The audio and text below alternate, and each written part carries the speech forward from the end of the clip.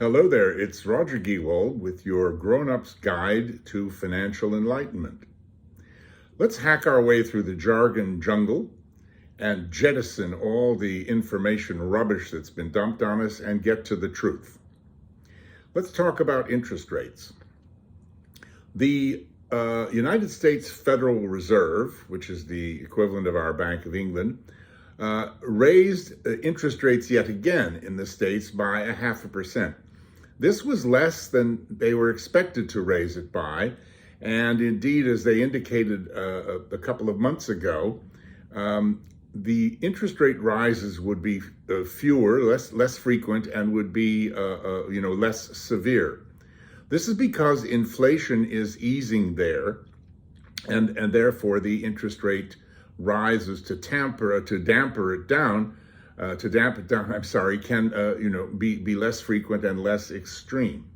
Now, in the States, they've got a lot of consumer demand inflation, which is the kind of inflation that you do treat by raising interest rates. They have $1.5 trillion of savings overhang, as they call it, where people have saved their money and are now spending it fairly wildly.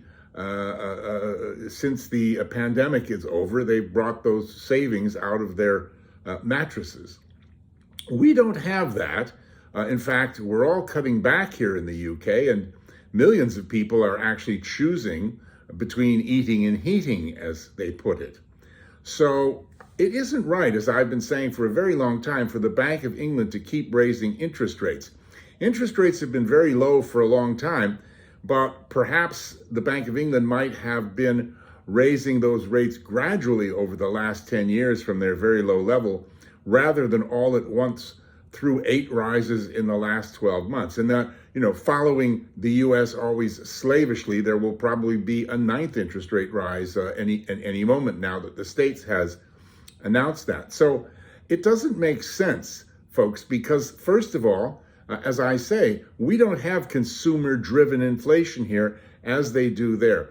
Secondly, the States doesn't have disappeared, vanished productivity from strike after strike after strike, which has now reached a fever point where the unions and management seem unable to agree, and the government seems powerless to do anything, and we have got a situation of strikes now at Christmas that are going to totally destroy Christmas. Then on top of that, we've got Jeremy Scrooge Hunt, our new chancellor, singing, "I'm dreaming of a tight Christmas," and he's brought us a whole bunch of tax rises. So, we've got things going. They're even talking about petrol increases, for goodness sake, petrol price increases. So we have a whole plethora of things going on here that militate against an interest rate rise, crippling British people and British businesses any further.